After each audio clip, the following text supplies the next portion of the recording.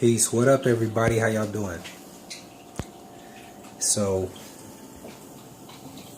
I guess this is going to be my YouTube dating channel. Now, I'm going to just keep it raw and uncut 100%. Because truth be told, I'll be the first to say I like very attractive women. I ain't even going to explain that. You know what I'm saying? I'm a very intelligent brother, and sometimes we should look for other things. I think I've got, it ends up costing me in the long run, emotionally, getting attached to women. Maybe in part because of their physical, beauty or whatever. I'm not going to try to justify it and explain it. I'm 30, sometimes I forget. I'm 37 years old, and I just realized that's just going to be a part of who I am.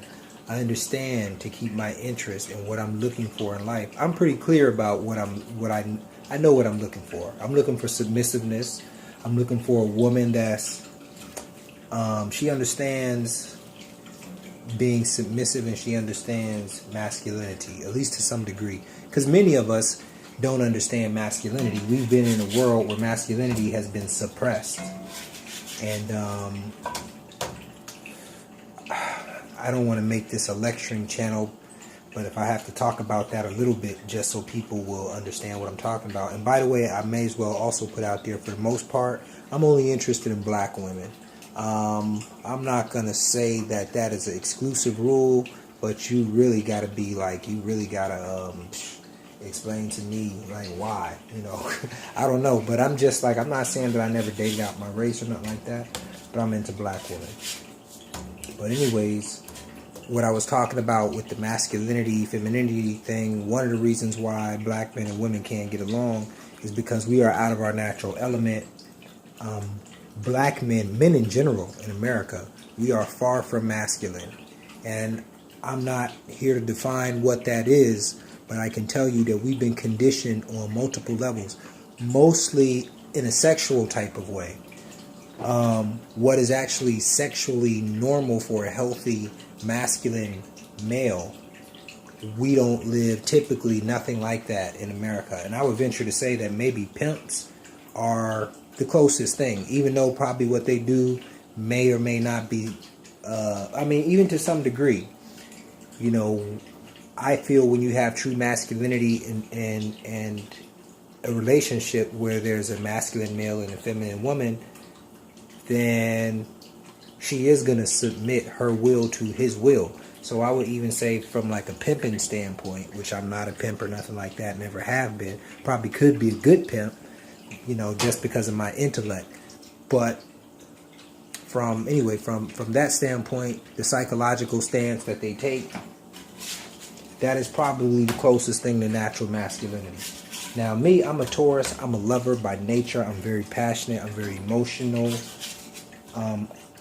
But at the same time, masculinity is a serious thing for me. So I'm not the type of brother that's going to be arguing with women. I'm not the type of brother that's going to be yelling at women. And really, I don't carry myself to have to do that. I'm just a different character altogether.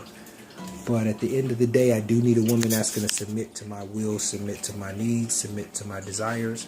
And really, other than that, I'm really on top of my game. I'm a very good pick. That I will say. I will say that about myself. I am a very good pick. I really don't have most of the hang-ups that most guys have. Actually, I take that back. I do have one of the hang-ups. It's not even a hang-up, but this is something that we would just have to understand. We would have to come to a terms and an understanding. I'm not saying I know the solution and the answer. I'm not saying that I'm a polygamist, but excuse me for being blunt and frank. I always believe, at least I believe right now, that if you put a man, I'm talking to women now, if you put a man in a situation where now that he's in a relationship with you, this is the last piece of vagina that he's going to get for the rest of his life, right? If that is even, I'm saying if that is the the agreement, whether it's spoken or unspoken, is that's the kind of terms that he lives under, I think you're creating a recipe for failure. Especially if you don't have a brother like myself that has vowed to himself first to always keep it 100 and honest. That's going to tell you that it's not going to go down like that. We're going to have to work it out another type of way. Because the reason why I lay it down like that and I just let that be out there in the open, it's not to say that I want a lot of piece of ass. That's not the case at all. But I'm the type of brother, as a masculine male, you're not going to put restrictions on me. You're definitely not going to control me by rationalizing how much vagina I'm going to get, or rationalizing vagina in that type of capacity at all. I'm a very quality brother, and I have a lot to offer intellectually, and I take care of myself. I don't work for nobody. I can fly out there to meet you tomorrow if you pique my interest. I'm not all the way where I want to be at the same time, but I have stability to offer. And I don't mean like shit. I mean, I can't just take care of you. I'm taking care of myself. But at the same time, we can build, and I can create that opportunity. So I have a lot to offer. So I'm not gonna, I love myself too much to put myself in an unnatural situation so that I can be feminized. And it's really unfortunate that people don't understand. Look what I'm cooking, by the way. Oh, can you see? I don't know if you can see that. Usually, I'm going to get back to the point, but I'm just going to let you know something else about me. This is why I look so good to be 37. I got to look up because I'd be 37, 38. I think I paused when I was somewhere around 32, 33. I just paused and froze in age. But I really started getting on my diet. My A game is healthy. I'm not, I don't require that you eat the same thing that I eat. You can be a meat, flesh eater. I don't eat flesh, but I do require that every day that you have goals, objectives, and you're working on yourself and you're trying to better yourself, and that you don't just make excuses and you don't sob and figure out why you can't. You just get that positive, optimistic mindset and move forward.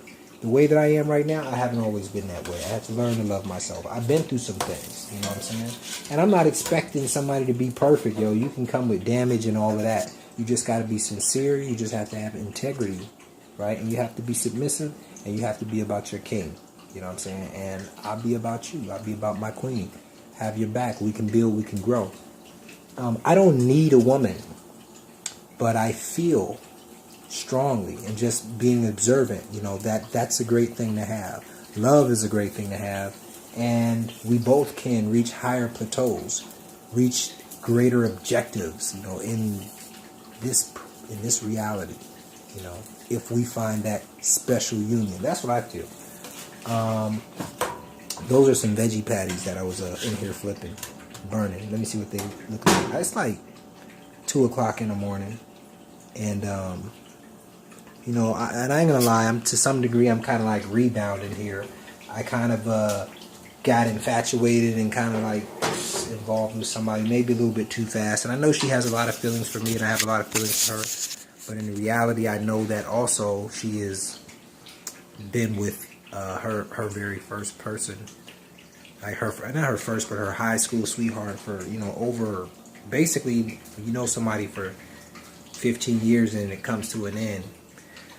I've never been in that situation. I just got to respect that. And I also have to love myself enough to say that she may, who knows? You know what I'm saying? So we're in a kind of a distant, weird space when I was really going in with the full passion just because I really felt dearly about her. I love to love. I love to love. I'm a lover. So I have to step back and play the role.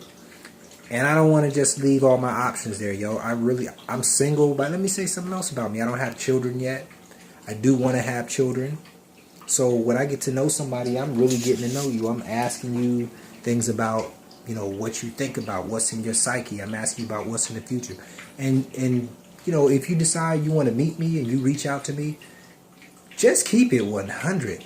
I'm not the type of brother that's going to depend on a woman. So it ain't about what you say. Again, I told you what I'm looking for. You have to be attractive, one. You have to be submissive. You have to be about your man. And you have to be nurturing in your nature, right? Like a mother, so to speak. You know what I'm saying? In such a way that you're taking care of business. You're taking care of your man's needs. If we were to have children, you're taking care of your children's needs.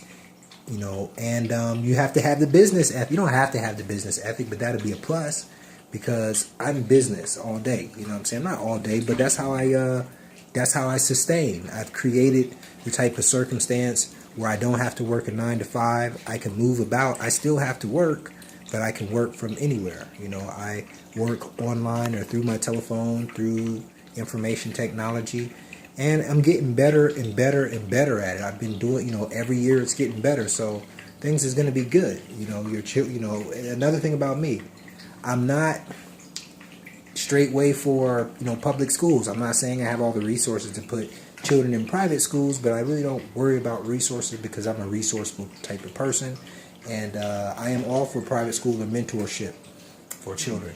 Anyway, I'm not going to keep rambling on. I did want to get back to some points that I was making, though. Yes, I was talking about the feminization of men. Many men live in some type of sexual prison, and whether they know it or not. And what I mean by that is being under the restriction of being able to get sex or not being able to get sex, which is supposed to be a very natural part of your life, just as breathing and eating and everything else. So even those men that are so-called getting sex, it's rationed in such a way that you have to live your life, slave a 9 to 5, and do all this thing. And if you're lucky, you get some sex from the same person, day in, day out, over and over again. When you look in comparison to a masculine male animal in a animal kingdom or whatever, it's having sex, you know, more than one time, when the urge is there naturally, and it doesn't, and it's not like, oh shit, you just never get to have sex. You know, it's just like we are living because of, you know, this is a result of conditioning and all of these type of things. This is why masculinity is so important.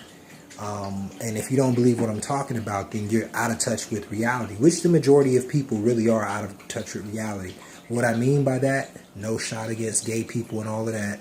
Most women, I'm beginning to find out, are finding out that, not most women, I don't even want to put that out there like that, but many women are finding out that their husbands or their boyfriends or whoever that they were dealing with is like gay or homosexual or DL and all of that type of stuff. You know what I'm saying? And you don't really realize because you thought he was a dude when you was dealing with him. You know what I'm saying? But then you come meet a brother like me, and then you be like, oh, he's different in how he handled himself and all that. And that's true masculinity. And you might not necessarily want that because you have to relinquish some control. You have to be submissive in that regard. You see what I'm saying? And look, I don't even look like a bad brother. But there will be times when you have to submit your will. I just say get to know me because really, this is the only way that it's going to work. You know, honestly, there's been times when I felt like just bouncing up out of here, going to another country, because I've lived in many other countries. I've lived in Japan. I've lived in a few countries, but I've visited several countries.